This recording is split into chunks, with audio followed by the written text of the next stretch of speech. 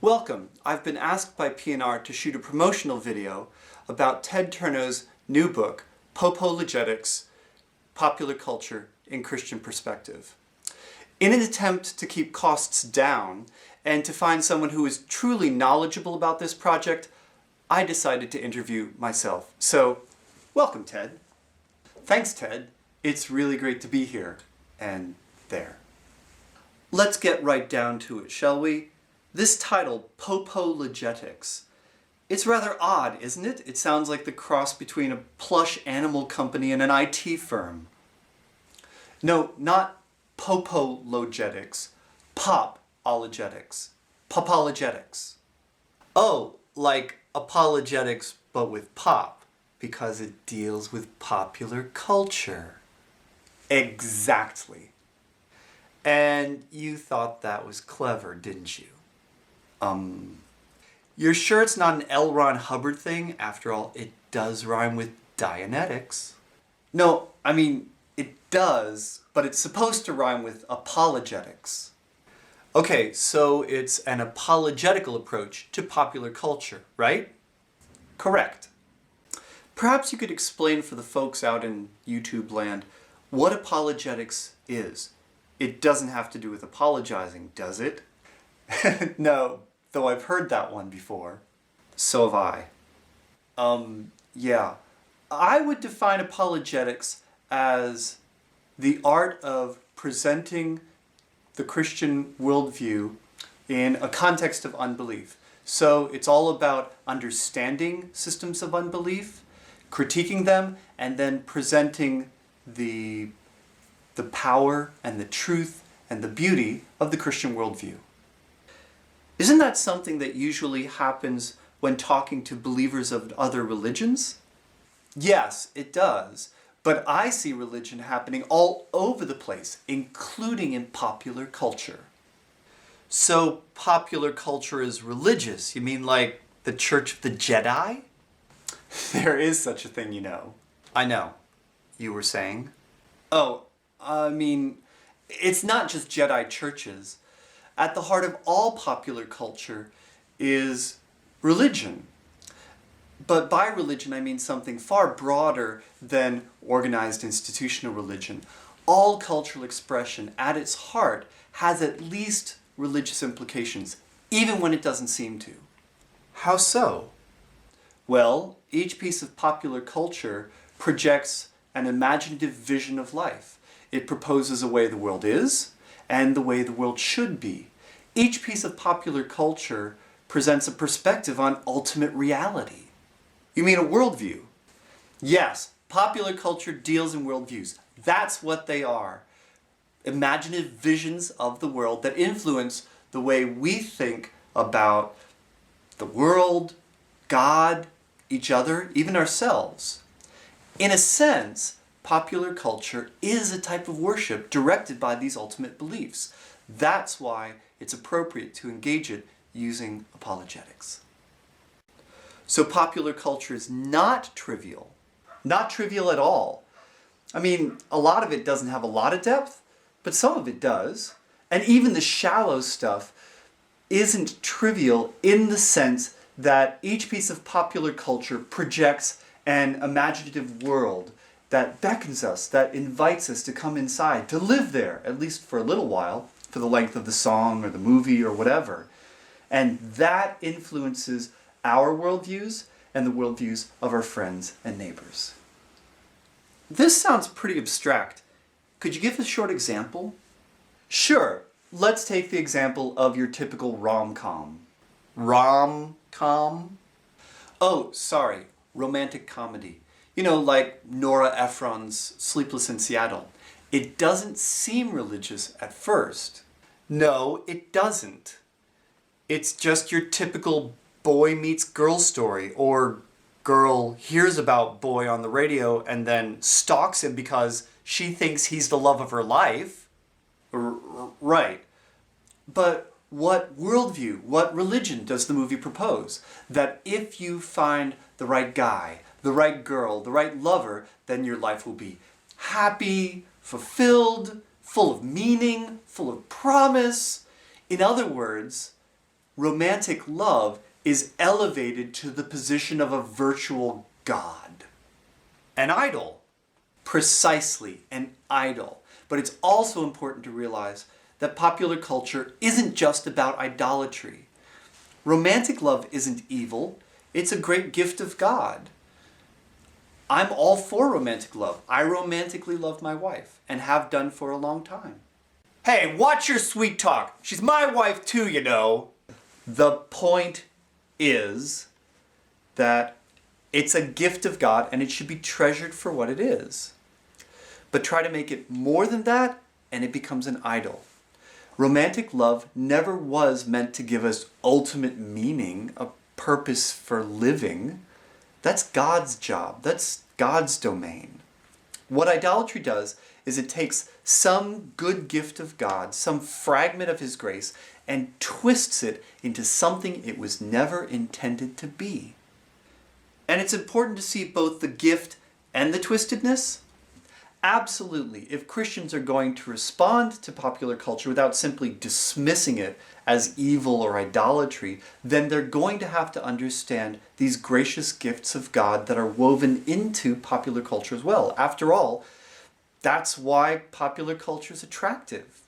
Popular. So, what should Christians take away from this book? Well, several things. That popular culture is all around us, and it influences our worldviews and those of our friends and family, and therefore it deserves to be thought about and talked about. If instead of treating popular culture as a source of mindless amusement on the one hand, or a tainted cesspool of sin and idolatry that we might catch a disease from on the other, if instead of that we could treat popular culture as a complex, influential, imaginative human creation that deserves careful consideration, a messy mission field of meanings that deserves to be engaged rather than ignored or dismissed, that's what I want people to take away from my book. Because only then can we speak into our culture and have something relevant and insightful to say. And why would we need to say something relevant and insightful about popular culture? Well, because as Christians, we're called to our world. Being able to talk about popular culture, which is, after all, where most of our friends and neighbors live, where some of us live too, being able to talk about that stuff, that can lead to all sorts of good places. It can lead to important discussions with your kids, with your friends, your coworkers, even yourself. It can lead to inviting a bunch of non-Christian friends over to watch a movie or a television show, and then talking about issues that come up in what you watched.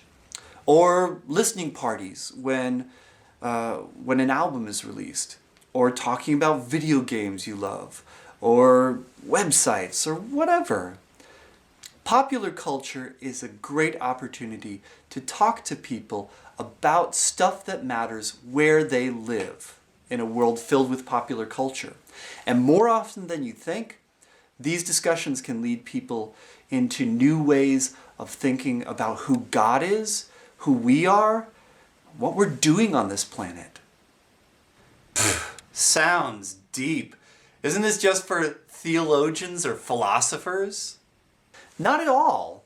It doesn't have to be about deep theological or philosophical issues. It just has to be about human issues. And a lot of the time, people are more willing to talk about these sorts of issues when it's in a song or it's on a screen. It's less threatening. Look, once you get the hang of it, thinking about popular culture comes naturally. It's not rocket science, but it does require some careful thinking. So, what else is in this book besides an apologetical approach to popular culture? Well, I begin the book by talking about concepts that will play a big role throughout the book. What's a worldview? What is popular culture? How do these two things interact? and I try to lay out a theology of popular culture. A theology of popular culture. Yeah, what does the Bible have to say about who we are as culture makers and culture consumers? What does God have to do with culture? You know, that sort of stuff. Okay, and what else? The second part of the book is more critical. I look at the ways that Christians have typically dealt with popular culture and how they're wrong because you think you're right and everybody else is wrong. I wouldn't put it quite that way. I think there are plenty of things we can learn from. No, you think you're right and everybody else is wrong. He thinks he's right and everybody else is wrong. What is this? Are you from 60 Minutes or Between Two Ferns or something? And what else? Well, in part 3, I lay out my own approach, the right one. The apologetics-based one, anyhow, that's where the title comes from. Popologetics, that clever title. So I lay out my own method, Popologetics, and I give examples of what it looks like in practice with popular music, film, Japanese animation, even social networking. And then I wrap up the book by giving a few suggestions about how to use this stuff practically. That sounds like a lot to cover. How long is this book? About 450 pages. 450 pages? What are you, Tolstoy? Well, you don't have to read it all in one go. And what do you have to lose? P&R is selling it for what, 20 bucks? If you do the math, that's only 4.4 cents per page. Not bad. Especially if you consider that some online booksellers are hawking it for even less. So what you're saying is, it's not a big risk. Only if you're afraid of thinking deeply about popular culture. You calling me stupid? No. You calling them stupid? No. So, are we done here yet? Is there anything else you'd like to talk about? No, I think that pretty much wraps it up, except for me to say how stupid your glasses look. What? I thought they looked rather, retro hipster? Hipster. Yeah. Well, that about wraps it up, folks. That's all the time we have. I've been talking to Ted Turnau about his new book, Popologetics, Popular Culture and Christian Perspective, due out from P&R April 16th, 2012, which is soon, unless you're watching this after April 16th, in which case it's out now.